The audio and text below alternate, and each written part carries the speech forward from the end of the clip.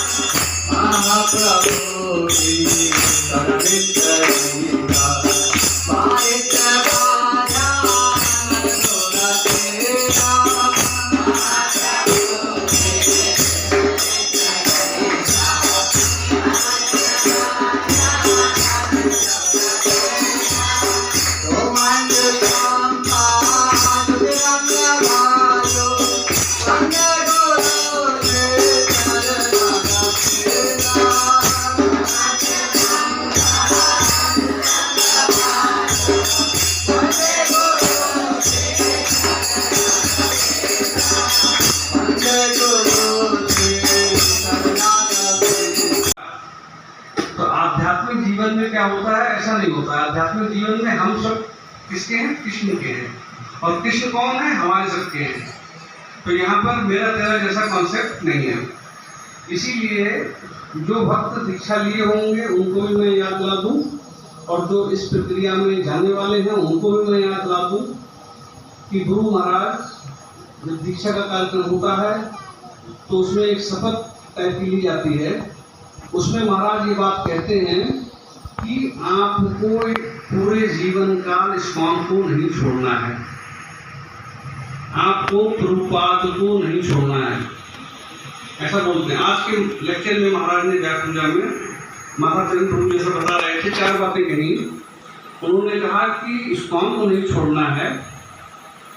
दूसरा काम ये करना है कि जो डिवोटी हैं उनको सपोर्ट करनी है इस बात के लिए कि प्रभुपाद का जो मिशन है वो आगे बढ़े। तीसरी बात जो महाराज ने कही वो ये कही कि मेरे 54 कंट्रीज में, 54 देशों में मेरे भक्त हैं, शिष्य हैं।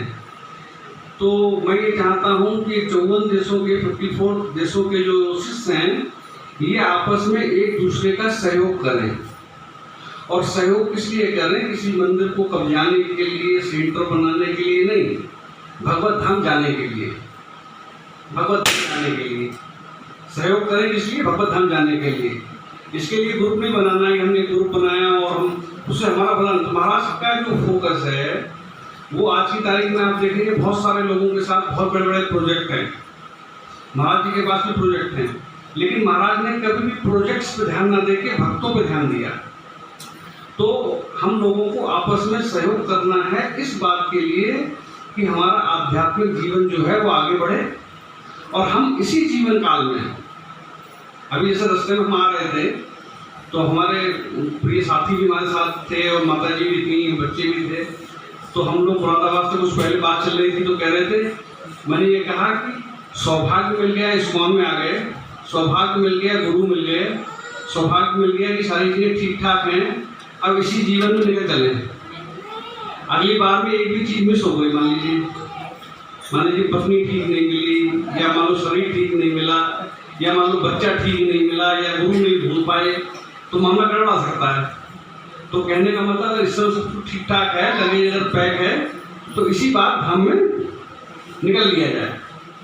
तो महाराज ने ये सब बातें कही। महाराज ने जो चौथी बात कही वो ये कही कि जो पदयात्रा है वो बैकबोन ऑफ इस्कॉन प्रीचिंग है। आप लोगों में से कितने लोग जो है पदयात्रा के, इस्कॉन पदयात्रा के बारे में जानते हैं? कुछ लोग जानते हैं, कुछ लोग जानते हैं ऐसा कुछ इस्कॉन कुछ पदयात्रा ऐसा कुछ करता है। मैं समय को ज़्यादा नहीं लूँगा आपका, 2-3 मिनट में मेरा काम खत्म हो जाएगा। श्री प्रभुपाद ने जब मूवमेंट शुरू किया तो जर्मनी से कुछ बसें मंगाई और उन बसों में भक्तों को बैठा के नगर नगर शहर शहर प्रीचिंग होती थी, प्रचार होता। उसका परमिट होता था, वो परमिट खत्म होने वाला था तो ये भक्त उसमें लोका स्वामी महाराज थे, लोका स्वामी महाराज, तो ये परमिट खत्म होने वाला था तो महाराज के पास गए। तो महाराज प्रभुपाद जी ने महाराज को कहा कि ये बसें चली जाएंगी तो प्रचार का ऐसा किया जाए कुछ व्यवस्था कि बैलगाड़ी पे की जाए, क्योंकि चैतन्य महाप्रभु का मिशन है नगर नगर ग्राम ग्राम। तो नगर नगर ग्राम ग्राम उस समय में आज तो रोड है, इतना संभव नहीं था कि जर्मनी की बसें जा पाई, तो बैलगाड़ी जो साधन था। तो उसमें महाराज ने लिखा है एक जगह है आगरा के पास पचोकड़ा, तो पचोकड़ा से 2 जोड़ी बैल लिए गए, कुछ बड़े बड़े बर्तन, और वो यात्रा शुरू हुई द्वारकाधीश से मायापुर। और वो यात्रा इस समय चल रही है। तो मैं आप लोगों को फोकस इसलिए कर रहा हूँ कि वो यात्रा इस समय 108 देशों से ज़्यादा में चल रही है, 108 देशों से ज़्यादा में चल रही है। और भारत वर्ष में भी कई जगह चल रही है, जैसे इस्कॉन कानपुर में यात्रा निकाली है यूपी के लिए, उत्तर प्रदेश पर यात्रा। तो वो अभी आपके यहाँ से मुरादाबाद में नहीं आई, बाहर से निकल गई, लेकिन संभावना है कि आने वाले 1 महीने में आपके पास पहुंचेगी शायद, क्योंकि वो यात्रा इस समय हरिद्वार में है। मेरे से होते हुए हरिद्वार पहुंची है। प्रभु जी के साथ मेरा लगातार संपर्क था, तो हम लोगों ने प्रयास किया था कि मुरादाबाद में आए यात्रा, लेकिन वो रूट उन्होंने दूसरा वाला ले लिया उधर से। लौटते टाइम वो मुरादाबाद से आने का हम लोग प्रयास कर रहे हैं कि वो मुरादाबाद यात्रा आए और कुछ दिन यहाँ रहे। ऑल इंडिया पदयात्रा जो है, मैं पदयात्रा की बात इसलिए कर रहा हूँ कि आप लोगों को थोड़ा पता लगे कि बेसिक ग्राउंड में इस्कॉन प्रचार क्या कर रहा है। इस्कॉन एसी में बैठ के प्रचार कर रहा है, बहुत अच्छा है। इस्कॉन के यहाँ बड़े बड़े मंदिरों में जाएंगे तो वहाँ बहुत वेल फर्निश आजीवन सरस या ऐसा कुछ बोर्ड लगा होगा, प्रभु जी बहुत बढ़िया ऑफिस, एसी बिल्कुल मतलब मॉडर्न आपको लगेगा, बहुत फील जाएंगे। लेकिन वो भी प्रचार है, लेकिन वो प्रचार जो पदयात्रा के भक्त आचार्य दास प्रभु, विशेष आचार्य दास प्रभु इस समय लीडर हैं ऑल इंडिया यात्रा के, वो चल रही है। अभी लॉकडाउन में 1 महीना वो गुजरात के किसी गांव में रुक गई क्या, फंस गई लॉकडाउन में। तो 1 महीने के अंदर उस गांव के सारे लोग भक्त बन गए। उस गांव से महिलाएं, पुरुष, माताजी, गुरुजी 450 से ऊपर लोग रोते हुए उस पदयात्रा को विदा करने आए, जैसे कोई अपनी बेटी को विदा करता है। और आप समझिए 50 किलोमीटर दूर पैदल छोड़ने आए उस यात्रा को। तो क्या हुआ, अब यात्रा तो लौटेगी कितने बार, यात्रा ने भी 4 बार पूरे भारत का भ्रमण किया है।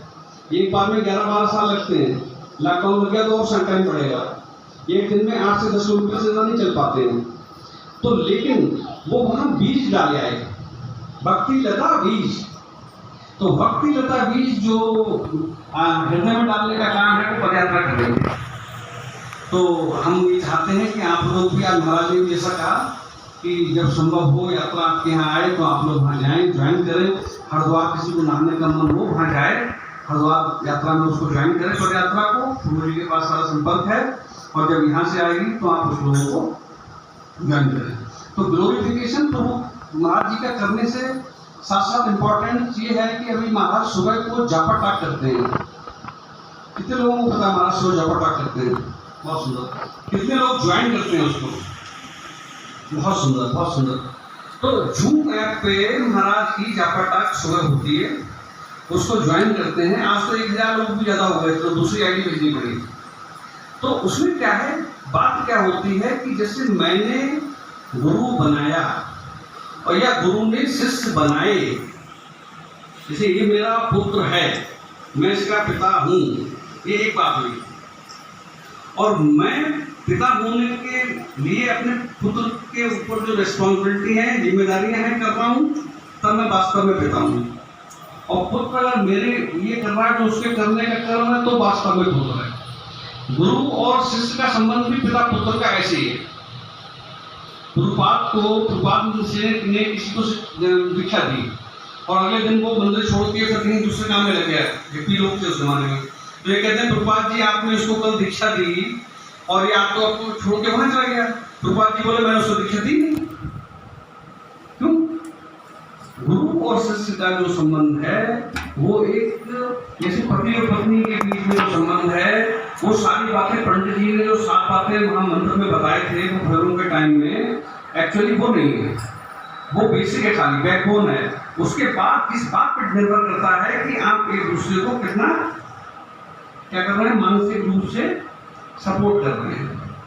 इस तरह से आप एक दूसरे के जीवन में शामिल हो रहे हैं। तो ऐसे गुरु और शिष्य का जो संबंध है वो अनऑफिशियल है। ऑफिशियल तो दीक्षा हुई, यज्ञ हुआ और माला पड़ गई और जो है दीक्षा का नाम मिल गया या जो है कुछ और हो गया, तो हमें लगा नहीं माला हम दीक्षित हो गए, कि माला पड़ गई। लेकिन गुरु और शिष्य का संबंध लगातार रहता है और वो सिर्फ इस रूप में रहता है कि जब तक आप जिस दिन तक गुरु को सरेंडर हैं उस दिन तक वो आपके गुरु हैं। और जिस दिन पति पत्नी है, आपका मिलाप है, तब तक आप पति पत्नी हैं।